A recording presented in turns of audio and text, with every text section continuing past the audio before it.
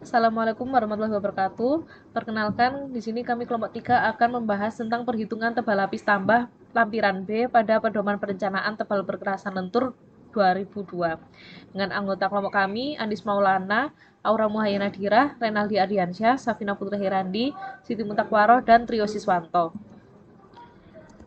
Diketahui terdapat soal hasil penyelidikan FWD dengan 7 geopons dengan lenutan 417, 337, 235, 151, 117, 74, dan 38 mikron.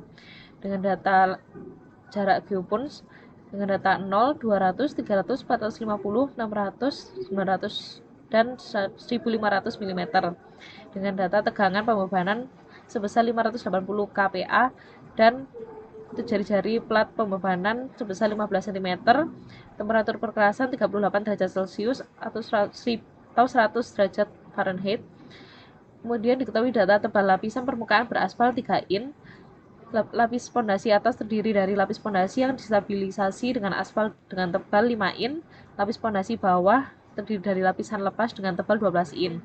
Kemudian lalu lintas yang akan diakomodasi yaitu 5 juta dengan IP 0-nya 4, IPT 2, IPF 1,5, dan ZR-nya minus 2054 dengan reliability-nya 98%. Ditanya, tentukan tebal lapisan tambah dengan AC atau koefisien relatif 0,40 dengan berdasarkan data lenutan dan menggunakan metode analisa komponen.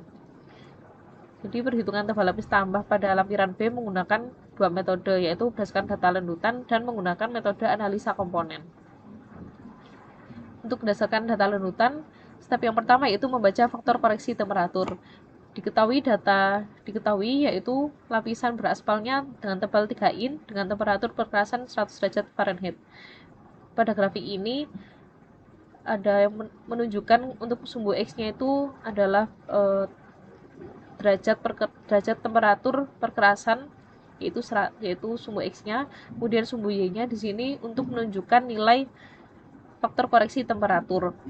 Untuk step yang pertama yaitu kita interpolasi dari 2 derajat dan 2 inci dan 4 inci, dicari untuk nilai tiganya berada di tengah-tengah 2 dan 4, ditarik garis, kemudian ditarik garis dari temperatur perkerasan yaitu 100 derajat Fahrenheit, ditarik garis didapatkan nilai 0,83, sehingga berdasarkan grafik ini faktor koreksi temperaturnya senilai 0,83.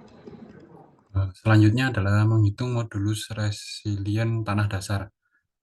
Untuk jarak yang cukup jauh dari pusat beban, rendutan yang diukur mencerminkan nilai modulus resilien dari tanah dasar, yaitu MR dengan rumus 0,24P dibagi DR kali R, untuk di mana MR adalah modulus resilien tanah dasar hasil dari perhitungan balik, lalu adalah P adalah beban yang digunakan, lalu DR adalah rendutan pada jarak R pada pusat pembebanan, dan juga R adalah jarak dari pusat pembebanan yang dimana dengan satuan inci.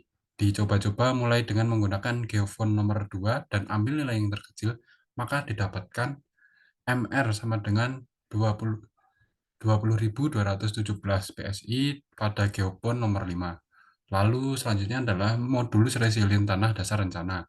Nah, untuk modulus resilien tanah dasar rencana menggunakan MR design sama dengan 0,33 dikalikan MR, maka didapatkan hasil 6.672 PSI.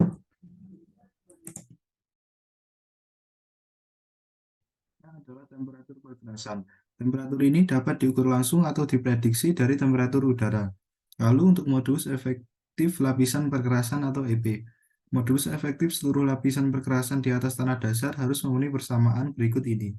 D0 sama dengan 1,5 PA dikalikan 1 per MR akar 1 plus D pangkat 3 per A akar EP per MR kuadrat.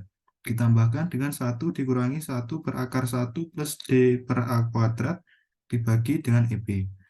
Dengan D0 adalah landutan yang dapat diukur pada pusat pembebanan dan untuk temperatur standar 68 Fahrenheit inch. Dan A adalah jari-jari plat pembebanan inch. D adalah tebal total lapisan perkerasan di atas tanah dasar inch. EP adalah modulus efektif seluruh lapisan perkerasan di atas tanah dasar PSI. Dengan menggunakan persamaan A, dilakukan coba-coba, didapatkan nilai EP sebesar 75.270 PSI.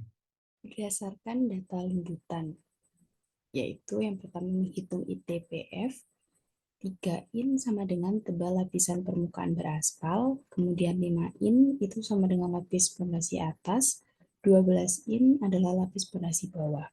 Kemudian kita menghitung ITPF-nya dengan ITPF sama dengan 0,00450 D dikali EP pangkat 1/3. Kemudian ITPF sama dengan 0,00450 ditambah EP-nya 3 plus 5 plus 12 dikali 75.270 pangkat 1/3. Kemudian ketemu hasilnya 3,80. Kemudian kita menghitung ITPF. Menghitung ITPF gunakan grafik atau rumus dengan mengambil IP0-nya 4, kemudian IPT-nya 2, IPF-nya 1,5. Kemudian data lalu lintasnya 5 juta, MR desainnya 6672 PSI, dan didapat ITPF-nya 4,9. Selanjutnya adalah menghitung tebal lapis tambah, yaitu HOL, dengan ITPF atau indeks tebal perkerasan massa datang dikurangi ITP efektif atau indeks tebal perkerasan efektif dibagi AOL atau koefisien kekuatan relatif. Didapatkan tebal lapis tambah sama dengan 2,7 inch dengan kontrol R lebih besar sama dengan 0,7 AC, di mana AC adalah akar dari A pangkat 2 ditambah D akar 3 EP per MR pangkat 2. Dia dapat hasil AC adalah 31,16 inch. Dengan R didapatkan 23,62 inch, yaitu lebih besar atau sama dengan 0,7 AC, maka oke. Ya, selanjutnya yaitu menggunakan metode analisa komponen. Didapatkan data tambahan A1, A2, dan A3.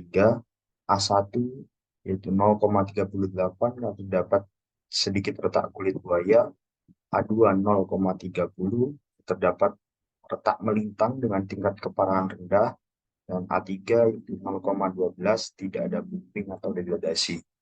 Jadi untuk beban kadar standar kumulatif selama umur rencana 5 juta, MR-nya sama dengan 6.700 PSI, ZR-nya sama dengan minus 2,054, dan S0-nya dengan 0,45. Dari grafik didapatkan nilai ITPF sama dengan 5,2. Maka tebal lapis tambah yang diperlukan DOL adalah ITPF sama dengan AOL dikali DOL ditambah A1 dikalikan D1 ditambah A2 dikalikan D2 ditambah A3 dikalikan D3. Kita masukkan nilai dari ITPF A1, A2, dan A3-nya. Begitu juga dengan D1, D2, dan D3-nya. ITPF-nya kita masukkan 5,2 sama dengan AOL 0,4 dikali DOL yang dicari ditambah 0,38 dikali 3 ditambah 0,30 dikalikan 5 ditambah 0,12 dikalikan 12. Maka dari perhitungan tersebut didapatkan nilai DOL yang 0,2,8 inch. Jadi tebal lapis tambah yang didapatkan adalah 2,8 inch.